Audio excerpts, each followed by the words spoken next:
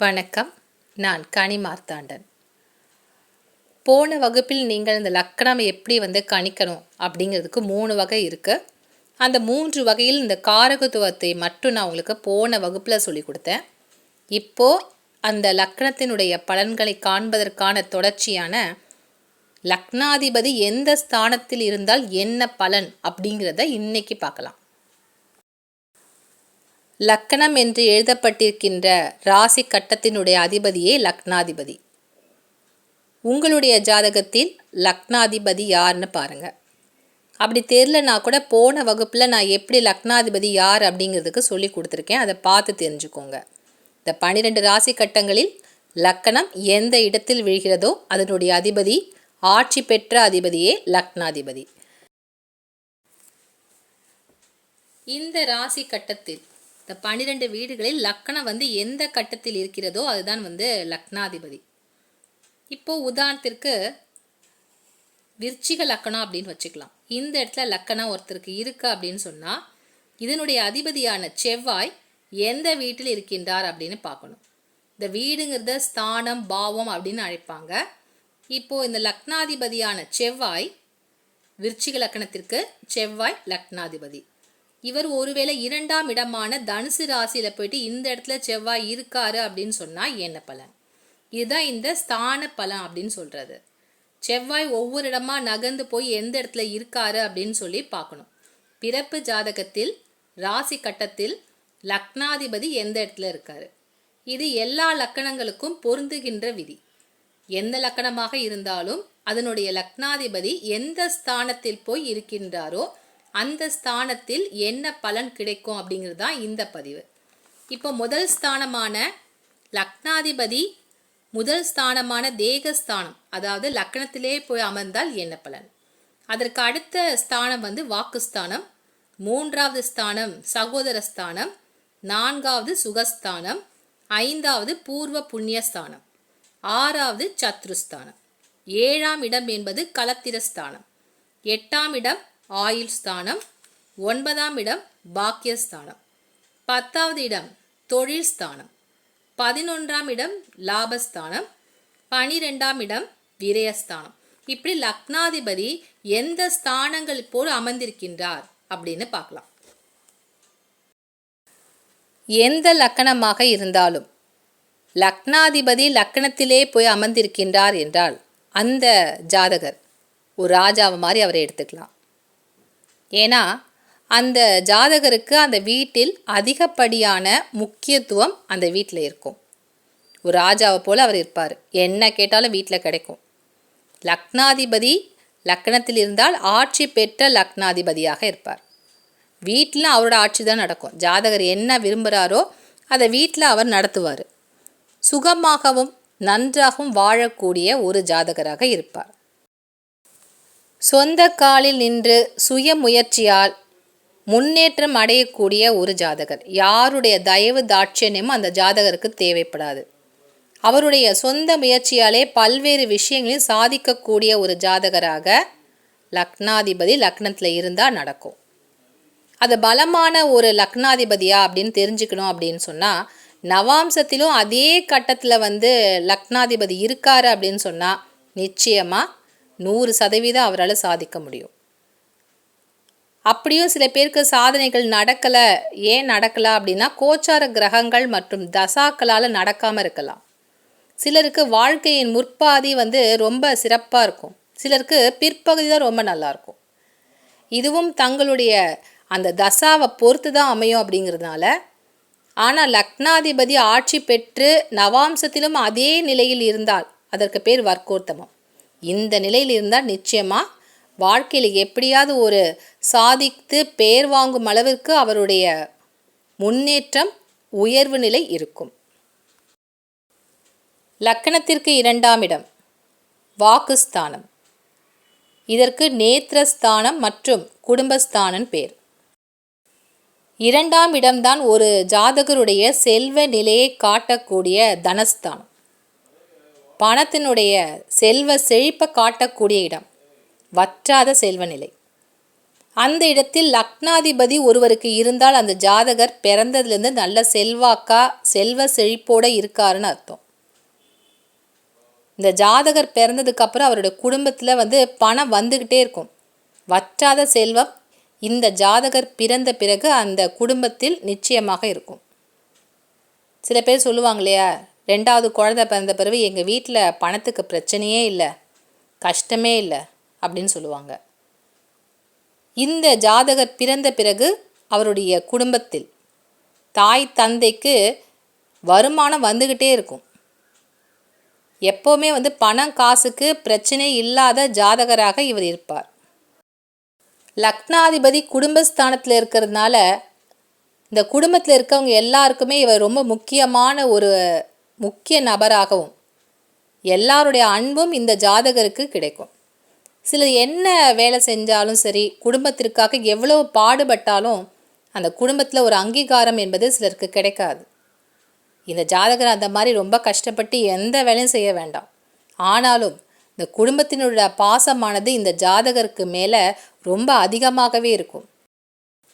இவருடைய பேச்சு சாதுரியம் என்பது மிக அதிகமாக இருக்கும். யாரை எப்படி பேசினா வளர்ச்சி பிடிக்க முடியும், எப்படி பேசினா ஒரு விஷயத்தை தட்டி தூக்கலான்றது இந்த ஜாதகருக்கு பேச்சால் செய்ய முடியும். வாக்கு சாதுரியம் அதிகமாக இருக்கக்கூடிய ஜாதகராக இருப்பார். லக்னாதிபதி 3ஆம் இடமான சகோதர ஸ்தானத்தில் இருந்தால் என்ன பலன்? இந்த 3ஆம் இடம் என்பது முயற்சி ஸ்தானம், சகோதர ஸ்தானம். உடன் பிறந்தவர்களால் இந்த ஜாதகருக்கு என்ன பலன் கிடைக்க போகுது? ஏன்னா 3ஆம் இடத்துல லக்னாதிபதியே இருக்கார்.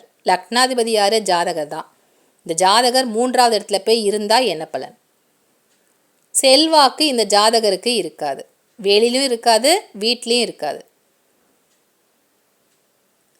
6, 8, 12 தான் மறைவு ஸ்தானங்கள், முழுமையான மறைவு ஸ்தானங்கள். 3ஆம் இடம் என்பது 50% மறைவு ஸ்தானத்தை குறிப்பிடக்கூடிய ஒரு ஸ்தானம். அப்போ 50% ரொம்ப நல்லா இருக்கும், 50% அதுக்கு நேர்மாறாக எதிர்மாறாக இருக்கும். அதனால் இதுவும் ஒரு மறைவு ஸ்தானம் தான். இந்த இடத்தில் லக்னாதிபதி இருக்கின்ற பொழுது அவருக்கு செல்வாக்கு அப்படிங்கிறது இருக்காது. அவருக்கு பணம் இருக்கலாம், படிப்பறிவு இருக்கலாம். ஆனாலும் ஜாதகருக்கு வீட்லேயும் சரி வெளியிலையும் சரி செல்வாக்கு என்பது கிடைக்காது. இந்த ஜாதகருடைய சகோதர சகோதரிகள் யாரா இருக்காங்க அப்படின்னு சொன்னால் அவங்க ரொம்ப அதிர்ஷ்டசாலி. ஏன்னா இவர் பார்த்து பார்த்து எல்லா விஷயத்தையும் செய்வார். வாழ்நாள் முழுவதுமே அவங்களுக்காக என்ன வேலைகள் செய்யணும், அவங்க நமக்கு என்ன செய்கிறாங்கன்னு பார்க்க மாட்டார். பலனை எதிர்பார்க்காமல் உடன் பிறந்தவர்களுக்காக ஓடி ஓடி உழைக்கக்கூடிய ஜாதகர். கையில் கொஞ்சம் காசு வந்துட்டால் போதும், கூட பிறந்தவங்களுக்கு என்ன செய்யணும், தங்கச்சி பொண்ணுக்கு என்ன செய்யணும், அண்ணன் பையனுக்கு என்ன செய்யணும் அப்படின்னு பார்த்து பார்த்து உழைக்கக்கூடிய ஜாதகர். இதனால் இவருக்கு பெரிய செல்வாக்கு வீட்டில் கிடைக்குமானால் கிடைக்காது, வெளியும் கிடைக்காது. லக்னாதிபதி 3ஆம் இடத்தில் இருந்து விட்டால் அந்த ஜாதகரால் உடன் பிறந்தவர்கள்தான் ஆதாயம் அடைய முடியும், லாபத்தை பார்க்க முடியும்.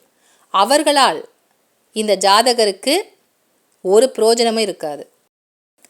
இவர் செய்யும் முயற்சிகளில் நிறைய அலைச்சல் இருக்கும். சில பேர் வீட்டில் இருந்த இடத்துல இருந்து ஒரு வேலையை சாதிப்பாங்க. இந்த 3ஆம் இடத்துல லக்னாதிபதி இருக்கவங்களுக்கு ஒரு வேலைக்காக பல தடவை அலைந்து திரிந்து ஒரு வேலையை அவங்க சாதிக்க வேண்டியதாக இருக்கும். அலைச்சல் மிகுந்ததாக இவருடைய வாழ்க்கை இருக்கும். லக்னாதிபதி 3ஆம் இடத்தில் இருப்பது ஒரு மறைவு ஸ்தானம் அப்படிங்கிறதுனால இது அதிகப்படியான நன்மைகளை தராத ஒரு ஸ்தானமாக அந்த ஜாதகருக்கு இருக்கும். லக்னாதிபதி 4ஆம் இடமான சுகஸ்தானத்தில் ஒரு ஜாதகருக்கு இருந்தால் அந்த ஜாதகர் சுகமான வாழ்க்கை வாழ்வார். திருப்திகரமான வாழ்க்கை அந்த ஜாதகருக்கு உண்டு. 4ஆம் இடம் என்பது ஒரு ஜாதகருக்கு அவருடைய சுய லாபம், அவருடைய இன்பம், திருப்தி இதை பிரதிபலிக்கக்கூடிய இடம்தான் இந்த 4வது இடம். அந்த இடத்தில் லக்னாதிபதி இருந்தால் யோகமான வாழ்க்கை அந்த ஜாதகருக்கு இருக்கு அப்படின்னு சொல்லலாம். எல்லாத்துலேயுமே திருப்தியாக தான் இருப்பார். வீடாகட்டும், இல்லை வாங்கக்கூடிய வண்டி வாகனங்களாகட்டும், சொத்துக்கள், பூமி, இது எல்லா விஷயம் அவருக்கு திருப்தியாக இருக்கும். சிலருக்கு என்னதான் வாங்கி குமிச்சாலும் அதில் ஒரு சந்தோஷமே இருக்காது. இந்த வண்டி நான் பிடிச்ச மாதிரி நான் வாங்கலை, எனக்கு அந்த கலர் பிடிக்கல அப்படின்பாங்க. ஆனால் பார்க்கறதுக்கு நல்லா தான் இருக்கும். ஆனால் அவருக்கு ஏதோ ஒரு விஷயத்தில் திருப்தி இருக்காது. ஏதோ என் மனைவி சொன்னாங்க அதுக்காக வாங்கிட்டேன் சார் அப்படின்பாங்க. இந்த மாதிரி திருப்தி இல்லாத வாழ்க்கை வாழ்பவர்களிடையே இந்த 4ஆம் இடத்துல லக்னாதிபதி போய் இருந்தார். அவர் எல்லா விஷயத்தையும் திருப்தியாக சந்தோஷமாக இருப்பார். தாயினுடைய செல்ல பிள்ளையாக தாயினுடைய பாசத்தை முழுவதும் பெறக்கூடிய ஒரு ஜாதகராக இருப்பார். ஒரு அம்மாவுக்கு 3 குழந்தை இருக்குன்னா ஒரு குழந்தை மேலே ரொம்ப அக்கறையோடு இருப்பாங்க. அது கேட்டதெல்லாம் வாங்கி கொடுப்பாங்க. அது மேலே அவங்களுக்கு ஒரு தனிப்பட்ட ஒரு பிரியம் இருக்கும். இது மற்ற பிள்ளைகளுக்கு ஒரு பொறாமை தரும். அதே மாதிரி தான் இந்த லக்னாதிபதி 4ஆவது வீட்டில் போய் இருந்தால் அம்மாவினுடைய முழுமையான அன்பு இந்த ஜாதகருக்கு கிடைக்கும். இந்த தாயும் இந்த பிள்ளை கூட தான் நான் கடைசி வரைக்கும் இருப்பேன் அப்படின்னு சொல்லுவாங்க. தாயினுடைய வாழ்நாள் முழுவதும் இந்த ஜாதகர் கூட தான் அந்த அம்மா இருப்பாங்க. கடைசி வரைக்கும் அம்மா வச்சு காப்பாற்றக்கூடியவராக இருப்பார். மொத்தத்தில் லக்னாதிபதி 4ஆவது வீட்டில் இருந்தால் வீடு, மனை, வாகனம் எல்லா யோகங்களும் பெற்ற ஜாதகராக திருப்தியாக இருப்பார். லக்னாதிபதி 5ஆம் இடமான பூர்வ புண்ணிய ஸ்தானத்தில் போய் அமர்ந்தால் என்ன பலன்? 5ஆம் இடம் என்பது குழந்தை பாக்கியத்தையும் குலதெய்வத்தையும் பற்றி சொல்லக்கூடிய ஒரு ஸ்தானம். இந்த இடத்துல லக்னாதிபதி போய் இருக்காரு அப்படின்னு சொன்னால் இந்த ஜாதகர் தன்னுடைய வாழ்நாள் முழுவதும் அவர் செய்கின்ற அனைத்து முயற்சிகளுமே அவருடைய பிள்ளைகளுக்காக தான் பாடுபடுவார். பிள்ளைகளுக்காக என்ன செய்யணும் ஓடி ஓடி உழைப்பார். சில பேர் தனக்காக சுயநலமாக இருப்பாங்க, இல்லை குடும்பத்துக்காக உழைப்பாங்க. அதில் இவங்க தன்னுடைய வாழ்நாள் முழுவதுமே தன்னுடைய பிள்ளைகளுக்காக அன்பையும் பாசத்தையும் தாண்டி எல்லா விஷயங்களையும் பிள்ளைகளுக்காகவே செய்வார்கள். பிள்ளை என்ன செஞ்சிச்சு, அதுக்கு என்ன கொடுக்கணும் அப்படின்னு பார்த்து பார்த்து செய்வாங்க. இப்படி ஒரு அமைப்பு உள்ள ஒரு அப்பாவை ஒரு பிள்ளைக்கு கிடைக்குது அப்படின்னு சொன்னால் அந்த குழந்தை தான் யோகமான ஒரு குழந்தையா நான் சொல்லுவேன். இந்த ஜாதகருக்கு காதல் ஏற்பட்டிருக்கும். இந்த காதல் திருமணத்தில் போய் முடியுமா என்பது 7ஆம் இடத்தை வச்சு தான் தெரிஞ்சுக்க முடியும் அப்படின்னு சொன்னாலும் நிச்சயமாக இந்த ஜாதகருக்கு காதல் என்பது ஏற்பட்டிருக்கும். போன பிறவியில் சந்தித்த நபர்களை மீண்டும் சந்திக்கக்கூடிய வாய்ப்புகள் இந்த ஜாதகருக்கு கிடைக்கும். காதல் என்பது ஏதோ ஒரு ஈர்ப்பு, வசியம். எத்தனையோ பேரை பார்த்தாலும் ஒரு குறிப்பிட்ட ஒரு நபரின் மீது ஏற்படுகின்ற இந்த ஈர்ப்பு என்பது தான் காதல். அந்த காதலை எப்படி இந்த பூர்வீக புண்ணிய ஸ்தானத்தின் மூலமாகத்தான் ஒரு ஜாதகருக்கு கிடைக்கும். போன பிறவியில் விட்ட குறை தொட்ட குறைன்னு சொல்லுவாங்க இல்லையா, அந்த மாதிரி அந்த ஈர்ப்பு விஷயங்கள் போன பிறவியில் அவருக்கு நெருக்கமாக இருந்த நபர்களை மீண்டும் இந்த பிறவியில் சந்திக்கக்கூடிய வாய்ப்புகள் கிடைக்கின்ற பொழுது அது ஈர்ப்பாக காதலாக மாறும். குல தெய்வத்தின் மீது அதிக பற்றுதல் கொண்ட நபராக இந்த ஜாதகர் இருப்பார். பரம்பரையாக வழிபட்ட தெய்வத்தின் மீது அளவு கடந்த ஒரு அன்பும் அதை வழிபட வேண்டும் என்ற எண்ணமும் இந்த ஜாதகருக்கு மிக அதிகமாக இருக்கும். எந்த தெய்வ வழிபாட்டை மேற்கொண்டாலும் தினமும் ஒரு முறையாவது குலதெய்வ வழிபாடு செய்யக்கூடிய நபராக இந்த ஜாதகர் இருப்பார். லக்கணத்திற்கு 6வது ஸ்தானம் சத்ருஸ்தானம். இதை ருண ரோக சத்ருஸ்தானம் அப்படின்னு சொல்லுவாங்க. இந்த இடத்துல லக்னாதிபதி போய் மாட்டிக்கொண்டால், ஏன்னா இருக்குன்னு சொல்ல முடியாது, மாட்டிக்கொண்டால் தான் சொல்லணும். ஏன்னா இதனால் ஒரு விதமான பயனும் இந்த ஜாதகருக்கு ஏற்படாது. மறைவு ஸ்தானம். 6ஆம் இடம் என்பது மறைவு ஸ்தானம். முக்கியமாக முழுமையான மறைவு ஸ்தானமாக இந்த 6ஆம் இடம் செயல்படும். ஜாதகர் எவ்வளவு போராடினாலும் அவருக்கு கடன் போகாது. கடன் எப்படியாவது வந்துக்கிட்டே இருக்கும். கடன் இல்லைன்னா வழக்கு வரும், வழக்கு இல்லைன்னா வியாதி வரும், வியாதி இல்லைன்னா பகைவர் வருவார், எதிராக வேலை செய்கிறவங்க யாராவது முளைப்பாங்க. இப்படி ஏதாவது ஒரு பிரச்சனை அந்த ஜாதகருக்கு தொடர்ந்து இருந்த வண்ணம் இருந்து கொண்டே இருக்கும். ஒரு விரோதியை அழிக்கிறோம், இல்லை அவரை ஜெயிக்கணும் அப்படின்னு சொன்னால் இந்த லக்னாதிபதி பலமாக இருக்கணும். லக்னாதிபதியை எதிரி கையில் போய் மாட்டிக்கிட்டால் என்ன ஆகும்? அந்த நிலைமை தான் இந்த ஜாதகருக்கு. இவருடைய பணம், செல்வாக்கு, இப்படி எல்லா விஷயங்களுமே எதிரி கையில் போய் மாட்டிக்கும். நெருக்கமாக இருக்கக்கூடிய நண்பர்கள் கூட எப்பொழுது விரோதியாக, எதிரியாக மாறுவார்கள் அப்படின்னே கணிக்க முடியாது. இதை மாதிரி நண்பர்களும் பகைவர்களாக மாறக்கூடிய அமைப்பு இந்த ஜாதகருக்கு உண்டு. பகை தானாகவே தேடி வரும். இவராக போய் பகைவரை சம்பாதிக்கணும் அவசியமே இல்லை. பகை எந்த ரூபத்திலாவது இவரை தேடி வரும். அந்த மாதிரி ஒரு ஜாதக அமைப்பு. சிலருக்கு லக்னாதிபதியே 6ஆம் இடத்திற்கும் அதிபதியாக வருவார். இப்பொழுது விருச்சிக லக்கணம் அப்படின்னு சொன்னால், விருச்சிக லக்கணத்திற்கு 6வது வீடாக மேஷம் இருக்கும். அப்போ செவ்வாய் தான் அதற்கு அதிபதி. லக்னாதிபதியும் செவ்வாய் தான், 6ஆம் இடத்திற்கு அதிபதியும் செவ்வாயே வருவார். இந்த மாதிரி ஒரு அமைப்பு இருக்கின்றவர்களுக்கு அவர்களே விரோதிகளா இல்லை பகைவரா அப்படின்னு கேட்டிங்கன்னா, சுய ஒழுக்கம், சுய கட்டுப்பாடு என்பது இந்த மாதிரி அமைப்பு இருக்கின்றவர்களுக்கு நிச்சயமாக தேவை. ஏன்னா அவர்களுடைய அழிவை அவர்களே தேடிப்பாங்க. சாப்பாடு வீட்டில் சாப்பிடாமல் வெளியே சாப்பிட்டு உடம்ப அவங்களே கெடுத்துப்பாங்க. எனக்கு தெரிந்த ஒரு நபருக்கு இதே மாதிரி லக்னாதிபதியே விரோதி ஸ்தானத்திற்கும் அதிபதி. அவருக்கு அதிகப்படியான இந்த கூல்ட்ரிங்க்ஸ் மயக்கம் ரொம்ப அதிகம். அதனால் சின்ன வயசுலேருந்தே கொஞ்சம் அதிகப்படியான இந்த மாதிரி கூல்ட்ரிங்க்ஸ்லாம் குடித்து அவருடைய உடம்பு இன்னைக்கு ரொம்ப மோசமான ஒரு நிலையில் அவரை நான் பார்க்குறேன். இதற்கு காரணம் சுய கட்டுப்பாடு என்பது இந்த மாதிரி அமைப்பு இருக்கின்றவர்களுக்கு நிச்சயமாக தேவை. இல்லை அப்படின்னு சொன்னால் அவர்களுடைய அழிவு அவர்களுடைய கையில் தான் இருக்குது. லக்னாதிபதி 7வது வீட்டில் இருந்தால், 7ஆம் இடம் என்பது களத்திரஸ்தானம், திருமணஸ்தானம். இந்த ஸ்தானத்தில் லக்னாதி போய் அமர்ந்திருந்தால் அந்த ஜாதகரால் மனைவிக்கு பெருத்த யோகம். இந்த மாதிரி ஒரு அமைப்புடைய ஒரு ஜாதகரை ஒரு பெண் கல்யாணம் பண்ணிட்டாங்கன்னா ரொம்ப யோகசாலி.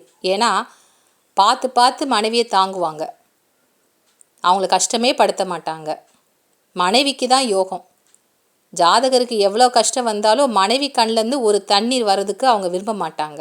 மனைவி மீது அளவற்ற அன்புடன் இந்த ஜாதகர் இருப்பார். இதுதான் உனக்கு ஒரு கல்யாணம் பண்ணிக்கிற பொண்ணுன்னு சொல்லி நிச்சயதார்த்தத்தில் காட்டிட்டா போதும், தாய் தகப்பன் எதிர்த்தாலும் அந்த பொண்ணை கல்யாணம் பண்ணிப்பாங்க. அந்த அளவிற்கு தன்னுடைய வருங்கால மனைவியின் மீதும் அன்பாக இருக்கக்கூடிய ஜாதகர். பார்ட்னர்ஷிப் பிஸ்னஸ், கூட்டு தொழிலை செய்யக்கூடியவர்களாக இருந்தால் இந்த நபரால், இந்த ஜாதகரால் யார் கூட்டு தொழில் செய்கிறாங்களோ அவங்களுக்கு ரொம்ப யோகம். யார் கூட இவர் சேர்ந்தாலும் அவங்கள யோகப்படுத்திடுவார். லக்னாதிபதி 7இல் இருந்தால் கூட்டு தொழிலுக்கும் லாபம், குடும்ப வாழ்வில் மனைவிக்கும் மிகுந்த யோகத்தை தரக்கூடிய ஜாதகர். லக்னாதிபதி 8ஆம் இடமான ஆயுள் ஸ்தானத்தில் இருந்தால் எந்த விதமான ஒரு பலன் இல்லை. ஏன்னா இதுவும் மறைவு ஸ்தானம்தான். அதுவும் ஆயுள் ஸ்தானத்தில் லக்னாதிபதி போய் நிற்பது ஒரு ஜாதகருக்கு நன்மை தரக்கூடாத, நன்மை செய்யாத ஒரு இடம்.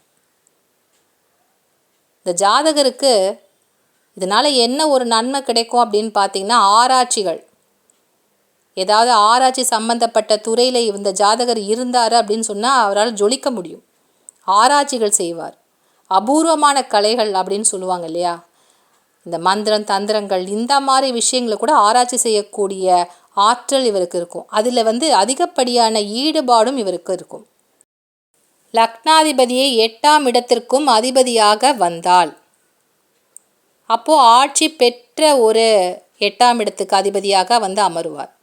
இந்த மாதிரி இருக்கக்கூடிய நபர்கள் ஏதாவது ஒரு பெரிய கண்டங்களை தங்களுடைய வாழ்நாளில் சந்திக்க வேண்டிய ஒரு கட்டாயம் ஏற்படும். அந்த கண்டங்களை தாண்டி வருவதற்கு அந்த ஜாதகர் இறை நம்பிக்கையில் தங்களை ஈடுபடுத்தி சரியான பரிகாரங்களை செய்ய வேண்டும். செஞ்சீங்கன்னா கண்டிப்பாக இந்த கண்டங்கள்லேருந்து நீங்கள் தாண்டி உங்களுடைய வாழ்நாளை நீடித்து கொள்ளலாம். லக்கணத்திற்கு 9வது இடம் பாக்கியஸ்தானம், தந்தை ஸ்தானம். இந்த இடத்துல லக்னாதிபதி போய் அமர்ந்தால் இந்த ஜாதகரால் தந்தைக்கு மிகுந்த ஆதாயம் ஏற்படும். இந்த பிள்ளை பிறந்ததுக்கு அப்புறமா அவருடைய தந்தையினுடைய முன்னேற்றம் பல மடங்கு கூடும். சில பேருக்கு குழந்தை பிறந்த பிறகு அப்பாவோட வளர்ச்சி தடைப்படும். அது மாதிரி இந்த ஜாதகர் பிறந்த பிறகு அவரோட அப்பாவை யாராலும் கையில் பிடிக்க முடியாது. அது வரைக்கும் ரொம்ப கீழே இருந்தாலும் இந்த பிள்ளையினுடைய வயது ஏற ஏற இவரும் பொருளாதாரத்தில் தந்தை மிகப்பெரிய ஏற்றத்தை அடைவார். 9ஆம் வீட்டின் அதிபதி யாரோ அவருடைய காரகத்துவம். இப்போ செவ்வாய் அப்படின்னு சொன்னால் நிலப்புலன், மண், இந்த மாதிரி விஷயங்கள் இந்த ஜாதகருக்கு அதிகப்படியான அளவில் சொத்துக்கள் சேர்க்கக்கூடிய பாக்கியத்தை ஏற்படுத்தி தரும். இந்த மாதிரி 9ஆம் வீட்டின் அதிபதியின் காரகத்துவம் இந்த ஜாதகருக்கு பல்வேறு பாக்கியங்களை வாரி வழங்கும். லக்னாதிபதி 10ஆம் இடமான தொழில் ஸ்தானத்தில் இருந்தால், 10 என்பது தொழில் ஸ்தானம், கர்மஸ்தானம். இந்த ஜாதகருக்கு அவர் செய்கின்ற தொழிலால் அவருக்கு மிகப்பெரிய யோகம் ஏற்படும். அவர் என்ன தொழில் செஞ்சாலும் சரி அது அவருக்கு யோகமாக அமையும். ஒரு தொழில் ரொம்ப பலத்த நஷ்டத்தில் போயிட்டுருக்க ஒரு தொழிலில் போய் இவர் இணைகிறாரு அப்படின்னு சொன்னால் அந்த தொழிலில் அதற்கு பிறகு மிகப்பெரிய வளர்ச்சி ஏற்படும். இவர் எந்த தொழிலை தொட்டாலும் அது சிறந்து விளங்கும். தொழிலால் முன்னேற்றம் இந்த ஜாதகருக்கு உண்டு. இந்த லக்னாதிபதி எந்த இடத்துல இருந்தால் ரொம்ப சிறப்பு அப்படின்னு பார்த்தீங்கன்னா 9, 10, 11 இந்த இடங்களில் போய் அமர்ந்து விட்டால் அந்த ஜாதகருக்கு மிகப்பெரிய யோகம் அப்படின்னு சொல்லலாம். அதனால் 10ஆம் இடமான தொழில் ஸ்தானத்தில் லக்னாதிபதி ஒருவருக்கு இருந்தால் ரொம்ப யோகமான, தன்னுடைய முயற்சியால் ஒரு தொழிலை விரிவுபடுத்தி முன்னேற்றக்கூடிய ஒரு ஜாதகர். லக்னாதிபதி லாபஸ்தானமான 11ஆம் இடத்தில் இருந்தால் அந்த ஜாதகர் என்ன செஞ்சாலும் லாபம்தான் கிடைக்கும். அவர் எந்த முதலீட்டில் செஞ்சாலும் சரி, இல்லை வேறு ஏதாவது ஒரு கான்ட்ராக்ட் சொல்லப்படுகின்ற ஒப்பந்தங்களில் போய் அவர் கையெழுத்திட்டாலும் அவருக்கு லாபம்தான் வரும், நஷ்டமே வராது. அவர் செய்கின்ற தொழில் எதுவாக இருந்தாலும் சரி அவருக்கு லாபம்தான் கிடைக்கும். அதே மாதிரி ஒரு நஷ்டத்தில் போகிற ஒரு தொழிலில் போயிட்டு இவர் போய் சேர்ந்தார் அப்படின்னு சொன்னால் இவர் சேர்ந்ததுக்கப்புறம் அந்த தொழில் முன்னேறிடும், லாபம் கிடைச்சிரும். அப்படி இவருடைய ஜாதக அமைப்பு இவருக்கு எங்கே போய் என்ன செஞ்சாலும் லாபத்தை ஈட்டி தரக்கூடியதாக அமையும். திருமண ஸ்தானத்தை பொறுத்தவரையில் இந்த 11ஆம் இடம் என்பது 2வது மனைவியை காட்டக்கூடிய ஸ்தானம். அப்படி அந்த ஸ்தானத்தில் போய் லக்னாதிபதி போய் இருந்தால் இந்த ஜாதகருக்கு 2வது திருமண வாய்ப்புகள் ஏற்படக்கூடிய ஒரு நிலையும் ஏற்படலாம். இது மறைமுகமாகவும் இருக்கலாம். சில பேர் வெளிப்படையாகவே எனக்கு 2வது மனைவி இருக்குன்ற மாதிரி காட்டுவாங்க. சில பேர் அதை மறைச்சி வச்சு அதை வாழ்கிறவங்களும் இருப்பாங்க இல்லையா. அந்த மாதிரி ஒரு நிலையும் லக்னாதிபதியோட நிலை எப்படி இருக்குன்னு பார்க்கணும். லக்னாதிபதி நவாம்சத்தில் என்ன மாதிரி நிலையில் இருக்கிறாருன்னு பார்த்தா தெரிஞ்சுக்கலாம். அவர் பலமாக இருந்தால் வெளியில் தெரிகிற மாதிரி அவருடைய 2ஆம் திருமணம் அமையும். இல்லை அப்படின்னு சொன்னால் அது மறைமுகமாக கமுக்கமாக வச்சுருக்காங்கன்னு தெரிஞ்சுக்கலாம். 12ஆம் ஸ்தானமான நஷ்டஸ்தானத்தில் லக்னாதிபதி போய் அமர்ந்தால் இந்த ஜாதகர் வாழ்க்கையில் நிறைய செலவுகள் தொடர்ந்துக்கிட்டே இருக்கும். தண்ணி மாதிரி இவர் செலவு பண்ணிகிட்டே போவார். அவர் கையில் காசே தங்காது, ஓட்டக்கைன்னு சொல்லுவாங்க இல்லையா, அது இந்த ஜாதகருக்கு பொருந்துகின்ற பழமொழி. ஓட்டக்கை தான். இவர்கிட்ட கையில் காசே தங்காது. இப்படி கொடுத்துட்டு அப்படி திரும்பி பார்க்கறதுக்குள்ள அந்த பணத்தை செலவழிச்சிடுவார். ஏதாவது ஒரு செலவு வந்துக்கிட்டே இருக்கும் இவருக்கு. பணத்தை தண்ணீராக செலவு செய்யக்கூடிய ஜாதகர். இவருடைய பேரில் சொத்துக்கள் இருக்கக்கூடாது. சொத்து இருந்தால் அது செலவு செய்ய வேண்டிய மாதிரி அதை விற்கக்கூடிய ஒரு சூழ்நிலைகள் ஏற்படும். அதனால் இவருடைய பேரில் சொத்துக்கள் இருப்பது அவ்வளோ சிறப்பு கிடையாது. எவ்வளவு திறமைகள் இருந்தாலும் அது தகுதிக்கேற்ற ஒரு ஊதியம் என்பது இந்த ஜாதகருக்கு அமையாது. மற்ற விஷயங்கள் சிறப்பாக இருந்தாலும் லக்னாதிபதி 12ஆம் இடத்தில் போய் மறைந்தால், இது மறைவு ஸ்தானம் இல்லையா, மறைஞ்சிருச்சு அப்படின்னு சொன்னால் அவருடைய திறமைக்கேற்ற ஒரு ஊதியம் என்பது அவருக்கு கிடைக்காது.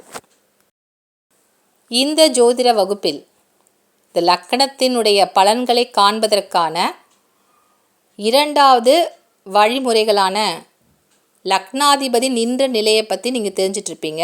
முதல் நிலையான காரகத்துவமும் நீங்கள் தெரிஞ்சிட்ருப்பீங்க. அதற்கு அடுத்த 3வது நிலையான ஸ்தான அதிபதி நிலை என்ன, அதாவது எந்த ஸ்தானத்திற்குரிய அதிபதி லக்னத்தில் அமர்ந்திருக்கின்றார், அதனுடைய பொருள் என்ன அப்படிங்கிறத வரக்கூடிய வகுப்பில் நீங்கள் தெரிஞ்சுப்பீங்க. அப்படி தெரிகின்ற பொழுது முழுமையான ஒரு லக்கணத்தினுடைய பலன்களை உங்களால் சரியாக கணிக்க முடியும். அடுத்த வகுப்பில் அதை பற்றிய முழுமையான தகவல்களுடன் உங்களை வந்து சந்திக்கின்றேன். நன்றி, வணக்கம்.